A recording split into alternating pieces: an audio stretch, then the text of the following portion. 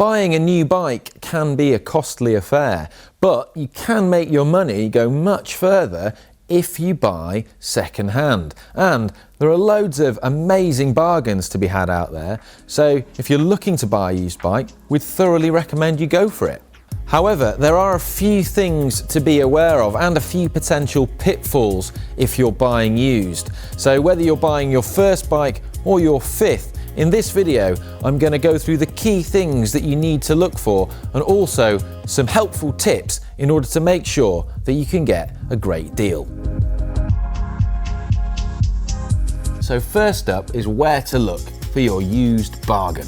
Well, magazines like Cycling Weekly have classified ads in the back, which are a great place to start. But also websites such as eBay are also an excellent place to search for your used bike. Yes, it's J.R.R. Hartley.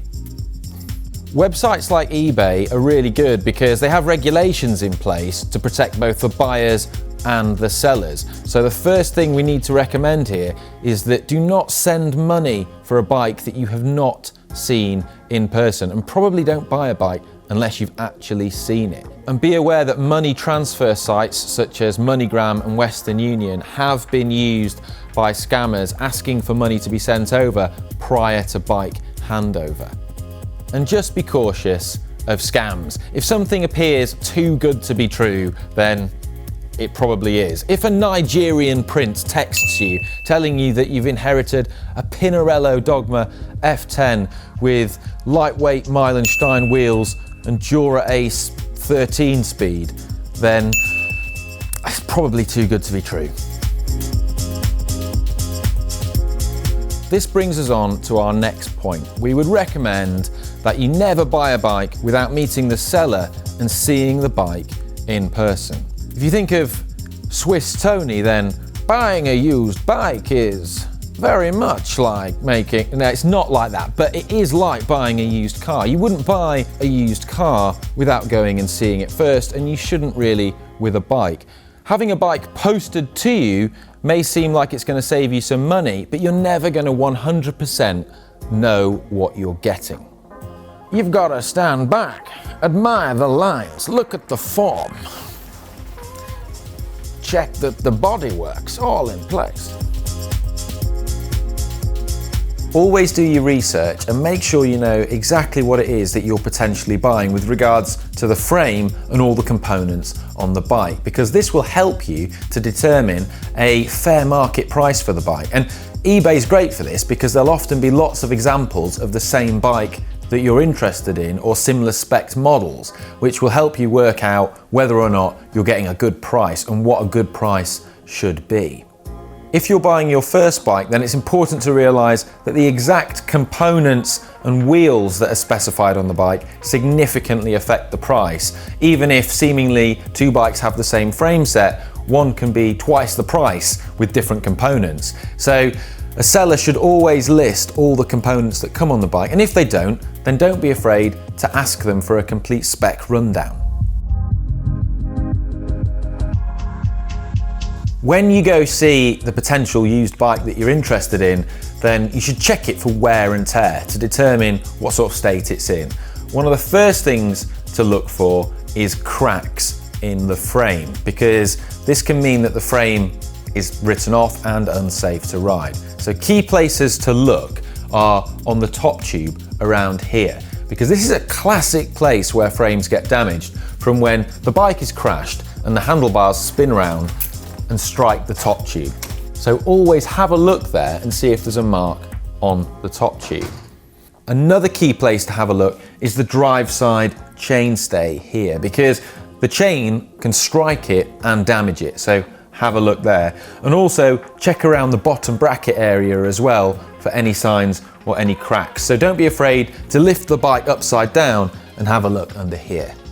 You should also inspect the chain rings, chain and cassette and assess them for wear. If they look really worn and the chain is stretched, then this is going to need replacing and will cost you some money. So You may want to use this as a negotiating tool if you're haggling with the seller. And don't be afraid to take a simple chain checker tool with you, because this will enable you to see quickly if the chain has been stretched. And these aren't expensive, you can pick them up for a couple of pounds in most bike shops.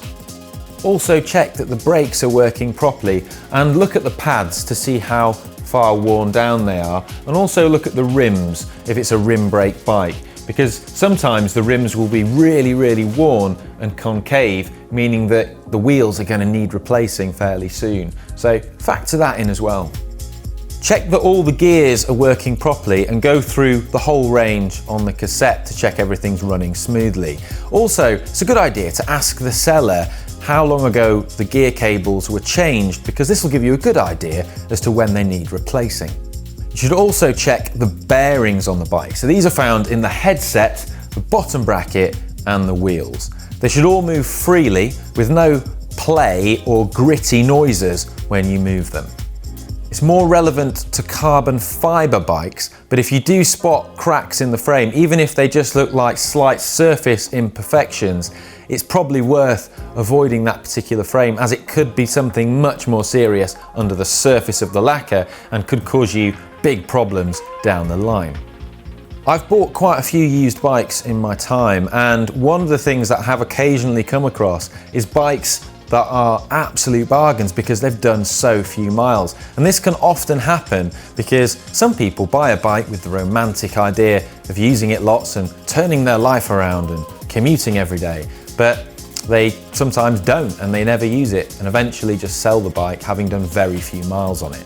Now, if you can find one of these, you've dropped on, and they're really good. And they're quite easy to spot because they're usually in excellent condition, and the hard to reach areas such as underneath the wheels and behind the brakes are usually immaculate and far cleaner than you'd see on normal used bikes. And finally, we would urge you to check that your new bike is not stolen.